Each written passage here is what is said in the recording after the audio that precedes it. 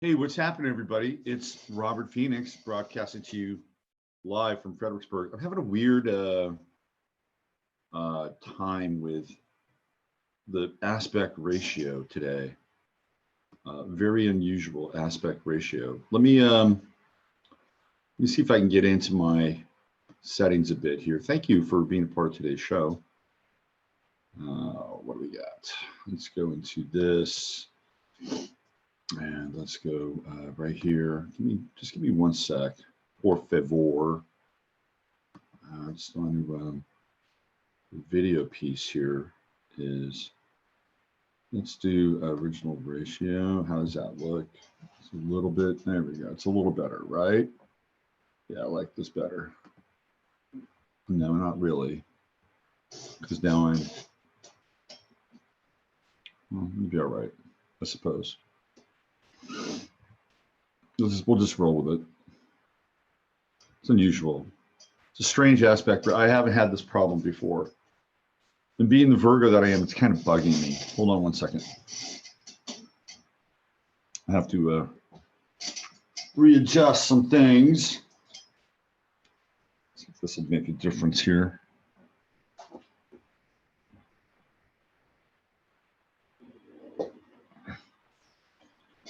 Let's see what we got. Yeah, a little better, right? Getting there. Be a little bit more. Get a little closer.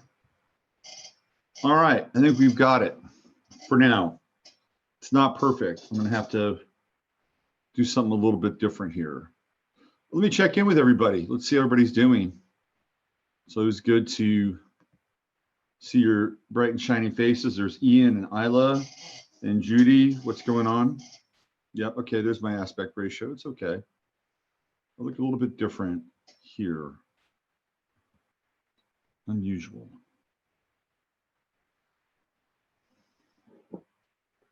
What's happened? Oh, okay. Sorry, we got a little Mercury retrograde going on here because the God of Thunder has just arrived. You know who that is, right? Let's do this. There we go. Okay. Come on, let's go. Everybody's waiting for you, Your Highness, Your Royal Highness.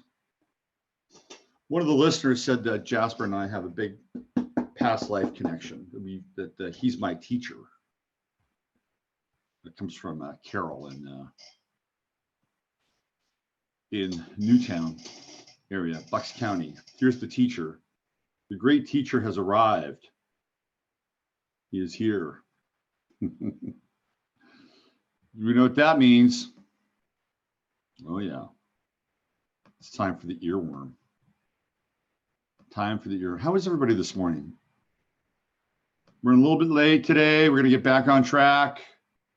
And we're going to have the show at an earlier hour, 8:30 generally is when I try to launch this thing. But today we're going to go about 9 to 9:45 today. Yeah. And you know what's going to happen now. Oh yeah. Oh yeah. Oh yeah. Oops. I forgot to do the one thing that I normally have to do when I do this, which is I have a little box down there that I have to click on, and then I have to do this, and then we get to do this. Jasper, the astrological cat. Look up your chart, you're right where you're at. It's Jasper, the astrological cat. That's the man right there. Jasper. The man, the myth, the legend. It's a gift that keeps on giving, isn't it? Jasper, the astrological cat. Here he is. So how is everybody? How's everybody doing? Are we moving into the week? This is kind of like my Monday. Tuesday is kind of like my Monday. So you guys are already there. You've beaten me by one day. By the way, great response from the show on Sunday night. That was like, wow. I think that's got probably more comments than any show that I've ever done. And I'm really psyched about that. And it seemed like the material is really timely. Emily and I did a MASH yesterday, and I'm gonna put that up online today. That's going to be over on the 11th house side of things, and got very interesting. Like I went a couple layers deeper. Well, so what I did not do on Sunday night is I didn't bring it into the reset, into the contemporary model, and what I see happening now. Because what I see happening now is the fact that we're watching a historical era begin to evaporate before our very eyes. And it has to do with the removal of statues, the removal of content on the internet, which is happening very frequently at this point in time. We're going to see a major purge of channels on YouTube after December 10th. Now, they may not roll it out immediately. They may drip and drab this thing, but you're going to watch channels go away. If YouTube feels like, well, if you're not monetized, you're probably not going to be on YouTube. Now, think about that. I am not monetized. I cannot be monetized because my content has been deemed unsafe for community standards on YouTube. And they're very vague about what that is. You know, I've got so many videos that I would have to go back and look at each and every one of them with a fine-tooth comb and try to figure out what in there might be offensive. Can you imagine how long that would take me? And can you imagine how that would impact the content itself? Right? I mean, it would be almost impossible to do. So I don't know how much time I actually have left on YouTube, because both my channels, even though I have one channel that has 5,000 subscribers, and you know, I'm lurching. I can't believe this, to be honest with you. I have to have a moment of incredulity. I've been working on this channel alone since what, 2015, roughly 2015, maybe 2016. So I've been doing this now for, you know, 4 to 5 years. 4 to 5 years, and I still don't have 1,000 subscribers, which I find to be just absolutely insane and almost impossible to deal with the math. Okay, you need to go back behind the magic box. Go take your place behind the magic box where it's nice and warm. Yeah, I can't believe it. Anyway, I'm not complaining. I'm just. You would think that after doing this for 45 years, I would have more than 900 subscribers. You'd think, right? Well, I'm trying to get to 1,000 before they pull the plug. Now, we experimented with Boxcast, and I'm still holding that in my back pocket on the Boxcast side of things, just in case YouTube does pull the plug. And then I've got to be able to back up all these videos, because I think there's some good content on these videos. Some great interviews, all the stuff with Chris and Steve. So I've got to reach out to probably somebody in India who will be able to basically download all my stuff and, you know, put it on a cloud somewhere or on a hard drive somewhere, because I don't have the time to do that. But that's what we're looking at. So that's part of this reset model where things are being removed, taken away. Talked a little bit about that with Emily yesterday. It's a great MASH, and it's going live today. So keep your eyes out for that. And Emily and I have a really interesting kind of chemistry and synergy. I love doing those shows with her because she's so smart and so in the moment and able to pivot on the head of a pin, you know, a pin, pivot on the head of a pin, that sort of thing. So that's going to go live today. But I talked about the removal of statuary. I talked about the removal of mascots and I think I may have talked about this a little bit on Sunday night, how George Washington University Yeah, it's called George Washington University. And they got rid of their mascot, George Washington, because it's racist. It's racist. This whole racist thing is such a canard. It really blows my mind. It's kind of like they've turned the entire United States into George Wallace's Alabama, circa 1962. You know, so we've become the United States has become George Wallace's combination of George Wallace's Alabama and pre-apartheid South Africa, and it couldn't be further from the case. Could not be further from the case. Could not be further from the truth. And yet, this is the narrative that the social Marxists, and essentially what I've come to understand is that social Marxism is really nothing more than a cultural solvent, right? It's think of a solvent, and you use a solvent to strip paint. And that's all it is. It's an ideology that's a cultural solvent to strip away the culture that is part of the dominant culture, or the dominant paradigm, and whatever that is. But it is not the thing, right? It is not the thing. It is the social Marxism is the cultural solvent that is the stripper of the reset. That's what it is. We're witnessing it before our very eyes. And there are various other tools that they use to create the reset. There can be plagues. You look at the bubonic plague, which was a very big, they were launching rats, right? They were throwing rats into kingdoms with like little catapults, diseased rats. The Byzantine Empire was ultimately taken down because there were diseased rats that were put on their ships that would dock and port. The Byzantine Empire, very interesting kind of epoch in history, went on after the so-called Greco-Roman, or the Roman Empire was vanished, mysteriously vanished, right?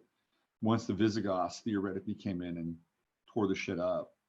Again, we have to kind of wrap our heads around that and try to understand what that means. But the Byzantine Empire, which was theoretically founded by Rome, went on for many, many years after that until they succumbed to another plague. So we look at these resets, and the plagues play a big role. Wars play a big role. And now we have media and the ideas, right? The ideas of social Marxism, Bolshevism, again, you know, going in and eradicating, being that cultural solvent that strips away the kind of the remainder of what's going on, so the reset can take place. So we talked about this. We talked about the removal of the statuary, the removal of mascots, and again, this idea that all of a sudden now the United States has become, you know, apartheid South Africa, which could not be further from the case. It can't be. But then, of course, we have this cultural cipher known as Colin Kaepernick, who continues. So this is why I think Colin Kaepernick matters. Not because he matters, because he's a football player who has been a political prisoner, which is what they would love for you to believe. He showed up at his tryout with a Kunta Kinte shirt. It said Kunta Kinte on his shirt, and he's wearing all black, of course, which is the color Saturn, right? It's Saturn's color. All of his team was all dressed in black, so they're the guards of Saturn, right?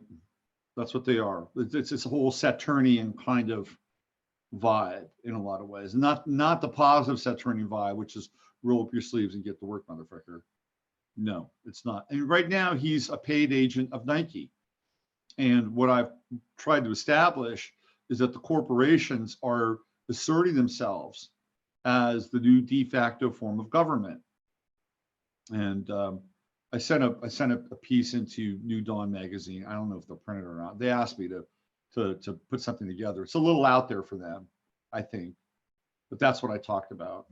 And I talked about the corporate putsch and how corporations are positioning themselves as the new government. So Kaepernick is, he's an agent of Nike. He's being employed by Nike, and he will continue to be, he'll continue to be divisive because that's the role he's supposed to play. He's supposed to continue to be in the public sphere, to be continue to be a polarizing figure, continue to rally and inspire people who theoretically believe in his cause and has been whiteballed, which is a term that's being used now, not even blackballed, whiteballed. What does that mean? You know, that he's a bunch of, again, here we go. It's like George Wallace's Alabama era segregation, pre-Kennedy and pre-National Guard. That's what's going on. He's being whiteballed. It's ridiculous. The guy's got millions and millions of dollars, and he has some talent, but he's holding the NFL and he's holding the public and everybody else hostage. And I watched his speech.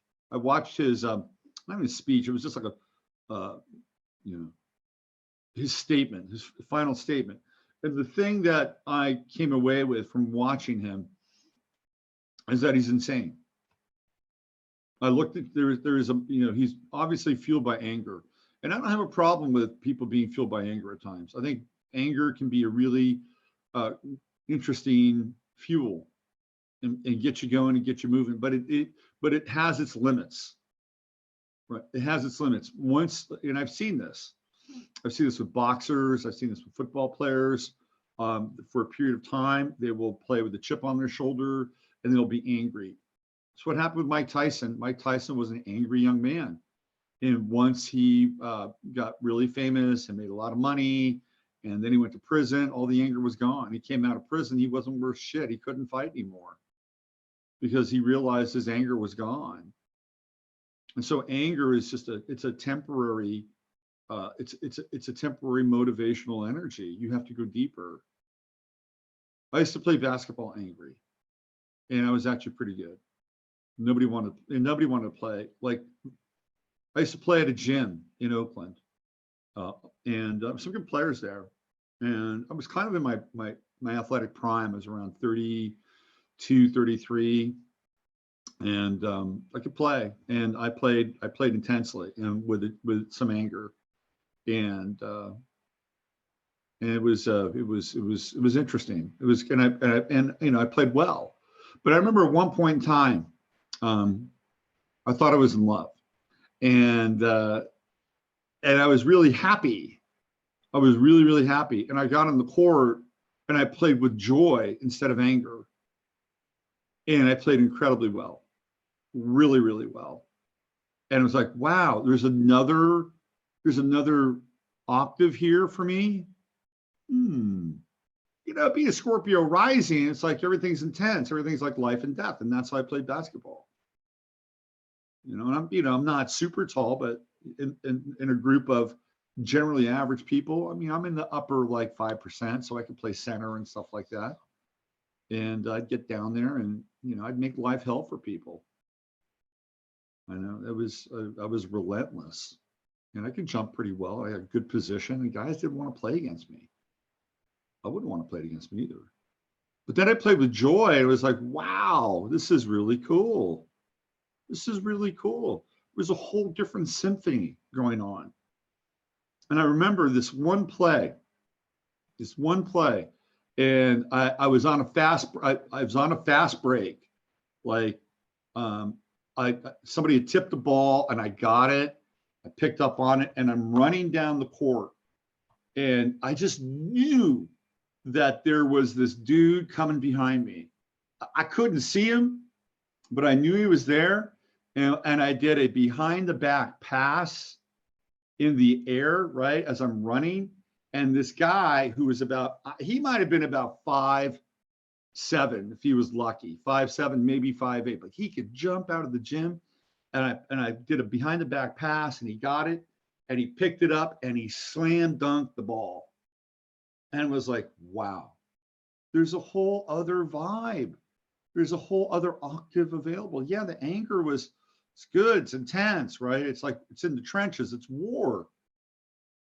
But when I discovered this other vibration, it was a symphony, it was a dance. And the joy was the factor. And when I look at Colin Kaepernick, I do not see a face that is filled with joy. I see a face that's filled with anger and scorn. And it's a twisted face. It's a face that says, you know where I am. You come get me, motherfuckers. I'm ready for you. You're the one that's running. I'm here for the fight.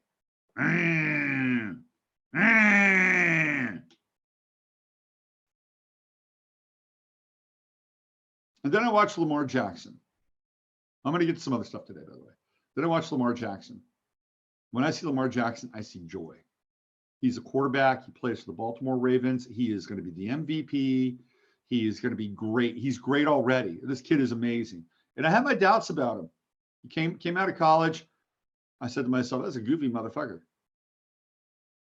His mom's his agent. What is going on here? Feeling oddly edible. That'd be a good name for a restaurant, wouldn't it? Oddly edible. Have all kinds of weird stuff on the menu. Cricket milkshakes. I'll have the roasted cricket cocoa shake. Anyway, I watched this guy, and it's like he was incredible at Louisville College. He gets drafted by the Baltimore Ravens. Now here's an interesting backstory. I just gotta share this, and we'll get on to the big stuff. About a year and a half ago, Colin Kaepernick, who was before this, not this season, but the season before, Steve Bisciotti, who's the owner of the Baltimore Ravens, comes a knocking. Hey, let's knock on Kaepernick's door. We might be able to use him. So he sends out kind of a feeler to his fan base. If you're a business, don't you want to figure out whether or not your fan base is going to be into having this guy on your team? Wouldn't you do that? Any business that has any kind of sense, would you want to get the pulse? I mean, how many times are you asked to take a freaking questionnaire online, or when you're calling somebody, you've been specially chosen for a brief census and questionnaire at the end of this phone call. How many times? Happens every day. Let us know how he did. This is not uncommon with business. And so Steve Bisciotti reaches out to his fans or the fan base and says, what do you guys think? Ticket holders, we're thinking about, signing Colin Kaepernick. What do you think? So Kaepernick's girlfriend gets wind of this, and she does not like it. She doesn't like it. She's pissed. So she sends out a tweet with Steve Bisciotti, who's the owner of the Ravens, Ray Lewis, who's a longtime Raven, right? Longtime Raven. This Ray Lewis would be the equivalent of, I don't know, if you were a New York Giants fan, maybe like Lawrence Taylor or something like that. But Lawrence Taylor is like crazy. Ray is manageable crazy. Anyway, this guy took you to 2 Super Bowls, essentially. He's iconic. I think he's also an accessory to murder, but that's a different story. Anyway, she basically takes Ray Lewis's face and sticks it on Samuel L. Jackson's body, and takes Steve Bisciotti's head, sticks it on Leonardo DiCaprio's head or body, and recreates a scene from Django Unchained. And basically says Steve Bisciotti is a plantation owner, and Ray Lewis is his. And I got in trouble for this. Somebody in the chat room on Sunday night was really after me because they said that I was disparaging towards blacks. And he used a specific term for that time. I used the term Negro, plantation Negro. All right, that's for the time. Historically, theoretically, the syntax is correct. Now, if you're Steve Bisciotti, do you want to You want to bring Colin Kaepernick in after that? That's humiliating. And I don't look, I'm not going to lose any sleep over these billionaire owners. Like, I'm not here to, stump for them, because that's a whole other discussion in and of itself. The National Football League was founded in many ways by owners who were involved in organized crime and gambling. To this day, it's a current that runs through the National Football League. And that should really be the big story, not Colin Kaepernick. It's a different thing. Anyway. But if you're Steve Bisciotti, you want to hire this guy? You want to bring him in after that? And who knows what happens after that? Now you're opening yourself up to, holy smokes. Then what happens to the fan base? Let's say the fan base says, we've lost respect for you. We've lost respect for this team. We're not going to renew our season tickets. That's a very real scenario. Then what? Then what? Then the Kaepernick crew, not just his own immediate crew, but everybody around him, racist, racist. This fan base is racist. Shame on them. Boycott the Baltimore Ravens. That would happen. I tell you that right now. Right now. And then all of a sudden now, you got the SJW Nation, you got Antifa, and they're down at your stadium, and they got signs. We want free tickets. We want free tickets. We want free fucking tickets. Open the gates. You can afford it. It'll happen. It will happen. This is how things unfold. Now, all of a sudden, you're watching a franchise circle the drain. And of course, we know that there are activist judges, and once something gets into a court system, well, you're taking your chances. Now, if you're rich and so-called Jewish, you may have a very different kind of reality that other people may not. Okay, I'm just being honest here. I'm being honest. It was really funny. I was watching Max Kellerman yesterday on ESPN, and he was making this case of, well, all these owners are white. Everybody in the NFL who owns the team is white, except for one guy. There are 20 owners in the NFL that are Jewish. Now, are they white? I don't know. That's, again, this is one of those great existential questions. You know, how if you're Jewish, how do you check that box when you have to fill something out? Are you white? Are you other? What are you? I don't know. I don't have to answer that question. I don't. And if I was, I don't know how I would answer that question. I guess if I was Jewish, I'd be proud I was Jewish. Hey, I'm Jewish. We're kicking ass, man. Where's the little box that says Jewish here? Let me make one for you. Boom. Take that. It's just again, it's a rhetorical, open-ended question.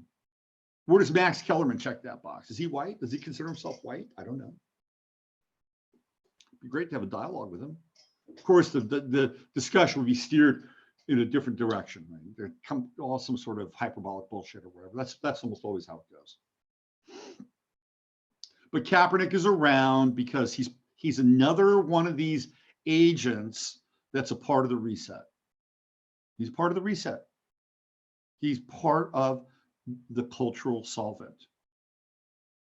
And we saw it during the Bolshevik Revolution, Jacobin Revolution, 1600s. We saw it happen there. So these things occur. They are cultural solvents. There are other cultural solvents: plagues, wars, economic crashes. These are all the agencies of the reset. Anyway, check out the video that I did with Emily. And by the way, look, I just want to say that I work with people and I assess people based on who they are, not what group they're from. I don't judge people from their group status. Yes, there are cliches that groups tend to have, and it's probably really best to stay away from the stereotypical kinds of ideas about the cliches. It's probably pretty good to do that and to work with whoever you're working with one-on-one, which is why I do my best to do that way, to be that way. And it was really interesting, you know, that I was being actually kind of, there was a conversation around the chat room on Sunday night that I was, you know, the implication was that I was a racist.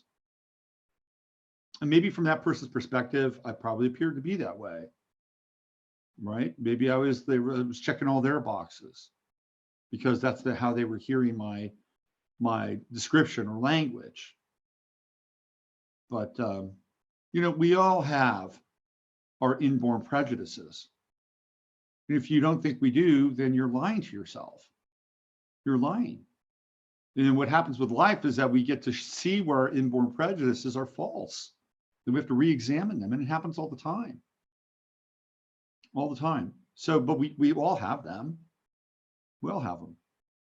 And all of a sudden they are shown to be what they are, you know, basically either ignorant or uninformed. And this is the great thing about life, because life theoretically is in service to truth, and that's where truth begins to manifest. And you know, I'm not going to sit here and try to defend myself because it's not really, I really don't have the time to do that. But I will say this, that I managed an apartment building in Oakland, in East Oakland, for 4 years. 4 years. Yeah, I can tell you right now, if I had any ill feelings towards a certain community, I would not have been within 15 miles of that so-called building. Okay. And my experience there enriched my life greatly. And I got to learn a great deal about the so-called Black community, right? Because I was right there in their lives every single day, every day. And not only just in their lives, but I was managing their apartments. I was fixing things. I was renting. I had to have one-on-one connections with people, not just in the apartment, but in the neighborhood, you know? And there was a neighborhood. We had a neighborhood group. We got together. We got speed bumps put on our street. It was fantastic in a lot of ways. You know, there was murders on my street. There was a death on my street. You know, I saw stuff that was, you know, you don't want to see.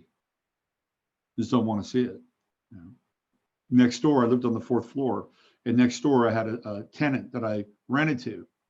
Probably shouldn't have, but I rented to her because her grandfather co-signed on her lease, and her brother, who was a serial convict, in and out, was there with his. He used the term baby mama. She was there, and he beat her up so bad in that place that she jumped out the fucking window. Okay, we're talking 4 stories.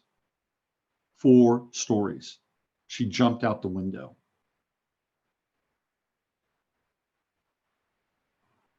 I've never experienced anything like that before, right? How do you deal with that? So a couple of weeks later, I went over there. I went over there to check in on the situation. And they let me in their apartment. There's no furniture in there. I mean, you know, it's like very scant. But they have a sheet or a blanket on the floor of the apartment. And there's the woman who I'd seen before, right? I'd seen her before, and she was functional and she could talk, and there she is on the floor, and she's messed up. She's really messed up. She can barely talk. She's neurologically damaged. You know, she might be partially paralyzed. It was bad, really bad. It was one of the saddest things I'd seen. And this guy was still in the apartment, and I was furious, absolutely furious that he was allowed to stay there. I mean, I couldn't do anything. You know, I couldn't do anything. It was that girl's apartment. Eventually, she got evicted because she couldn't pay her rent. It's kind of a common story, unfortunately. The other thing that I saw, which I really would champion, is I saw these single moms. They would come in, and they'd have, you know, 1 child, sometimes 2. And there's a thing in California called AFDC, which is Aid for Dependent Children. And if you apply for AFDC back then, you get $900. You get $900 for 1 child. And the rent on our apartments, I think at that time, was about $1,035. so we didn't quite meet the AFDC, like, and I got the checks, or they got the checks in the state, and they paid me.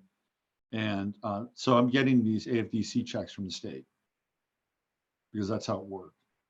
And there would be these moms who would get the AFDC. Now, if you get AFDC, technically speaking, you're not supposed to work.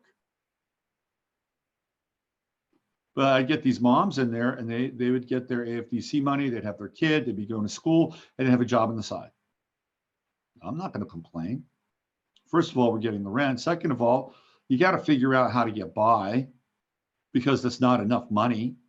And these were hardworking women, really hardworking women. And I would see them, and they'd be there for maybe 6, 8 months, maybe a year, and then they would save their money and they would move up. They'd get another job, they'd get a promotion, they'd graduate. And I championed these women. They were great. They were great.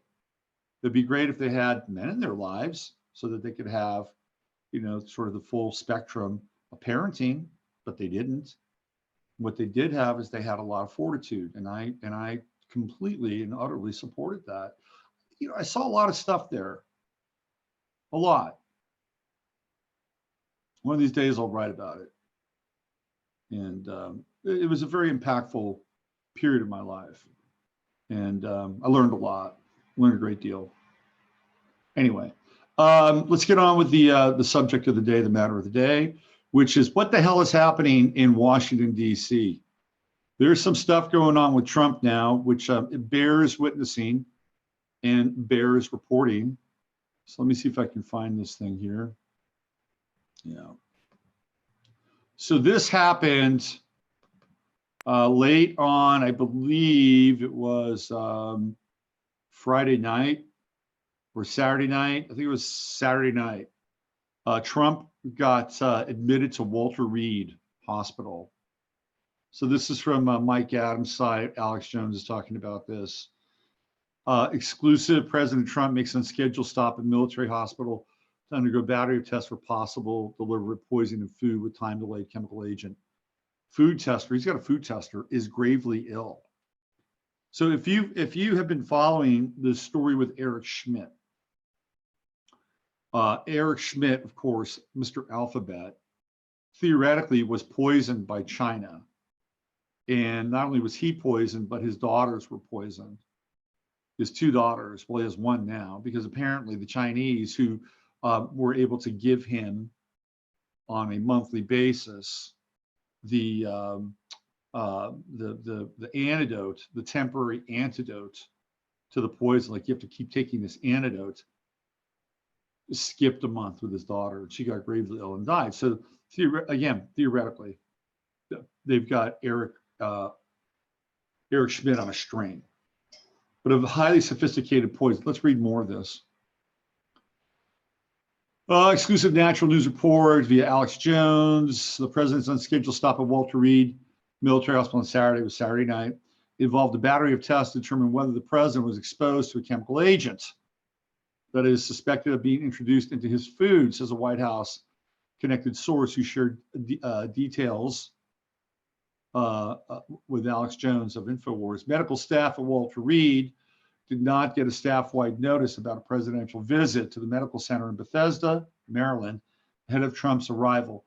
According to that source, reports Fox 59, typically Walter Reed's medical staff would get a general notice about a VIP visit to the medical center ahead of a presidential visit, notifying them of certain closures at the facility.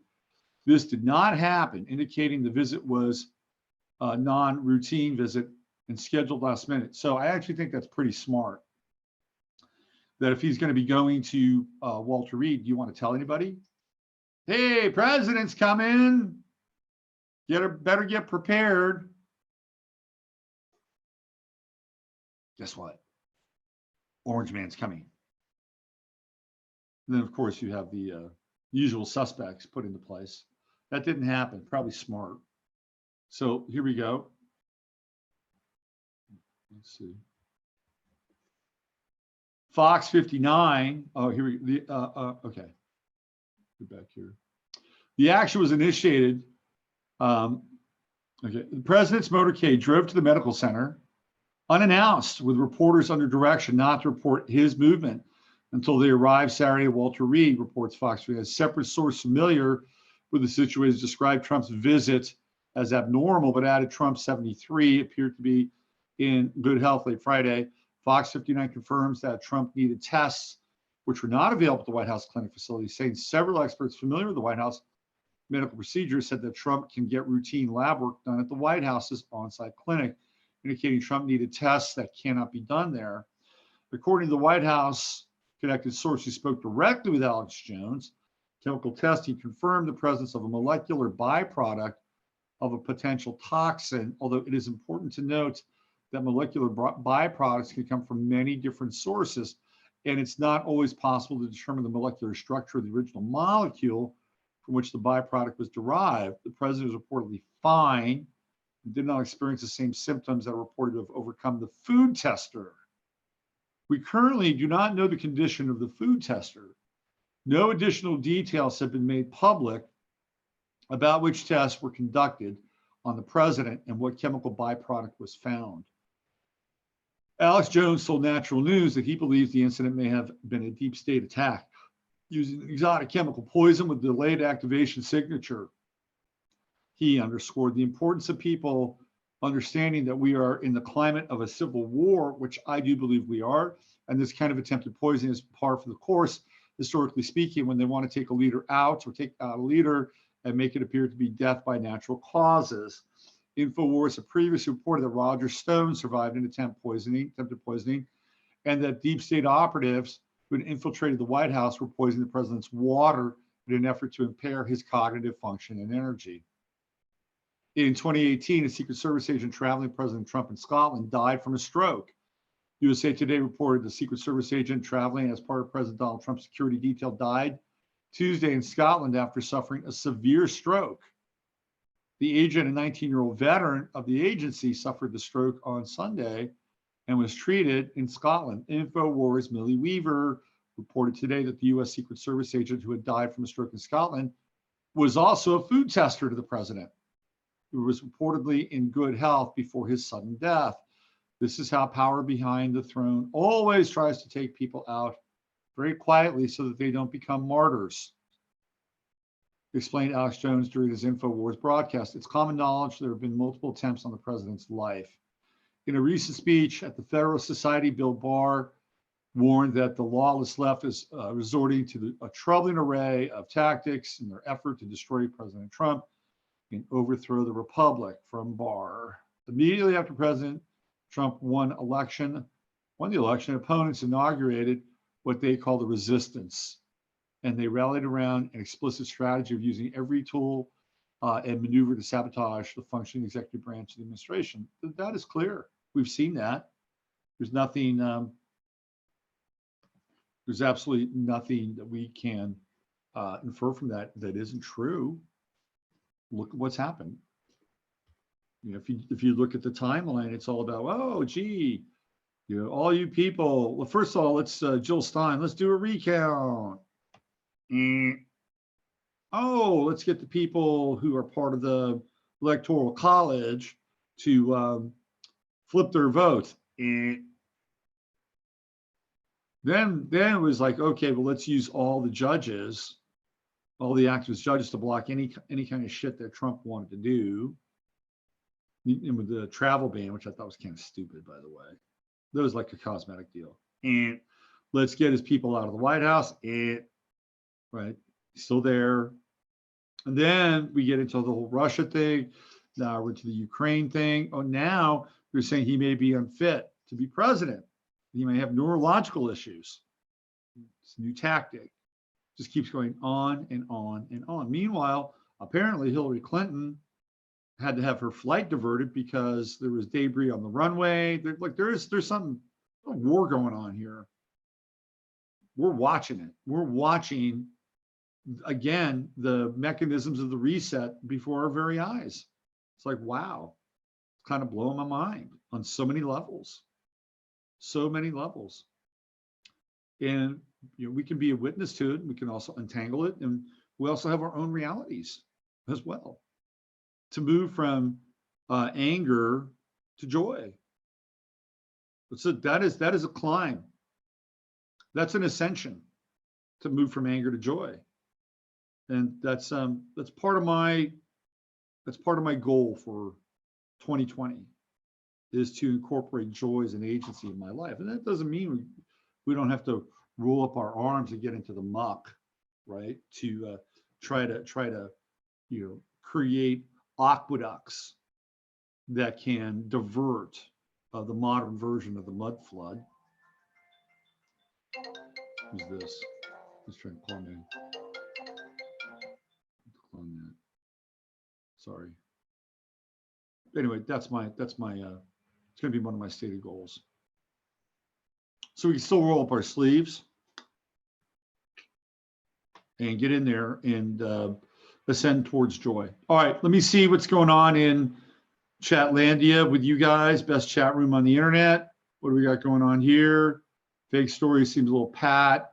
Are they going to whisk Trump away to join Epstein? Fake Trump's assassination. I question everything now. Yep. What else? Pretty soon it will be common knowledge that reset is in fact what is happening. What else do we have here? Do we need to check what's in Pence? So there is a story that Pence was arrested. I need proof positive that fast food is the stronger poison. We are living cultural Marxism. It's true. You witness so much raw humanity. Writing is cathartic. The Bolsheviks just love single mothers dependent on the state. They make sure there's a shit ton of them. Victimhood is the flavor of the day. It's always somebody else's fault. That's right. That's true. We're all the fathers. Yeah, we're all the fathers. Exactly. That really brings that Joe Biden. So you're gonna take me on, laugh my ass off. Okay, so I wasn't gonna share this story with you because I try not to be self-serving. Okay, I try not to be self-serving. But Stephen, you open your fat fucking mouth. So I'm gonna share the story with you. So I had a tenant in my apartment building and she was pregnant and she had an issue. And one day she went running out of her apartment building and blood was gushing from her uterus. Okay. She was bleeding through the hallway and she was taken to the hospital. And she was in the hospital for a couple days. So I was the manager of the apartment building. You know what I did? I let myself into her apartment and I went into her bathroom and it was covered with blood. You know what I did? I cleaned up her blood. All right, that's what I did. I cleaned up her blood so that she didn't have to come home and deal with being pregnant, sick, and having to clean the fucking blood out of her bathroom. Right? Same apartment, prior tenant. She had a kid, young boy, cute kid. You know what I did? I specially painted the fucking ceiling for the kid and turned it into like clouds and sky. So you have a cool little room. You know, and I'm not going to sit here to try to, prove something to you or anybody else. And I wasn't going to share that story, but I did. Because I didn't want her to come home to a bloody bathroom. She had the child. Fast forward about 2 months, the child's having a hard time breathing. Obviously, there's complications. I roll up and she says, Robert, can you called him Boo Boo. Can you take me and Boo to the hospital? I don't think he's breathing. He's having a hard time breathing. I'm like, well, shit, get in the car.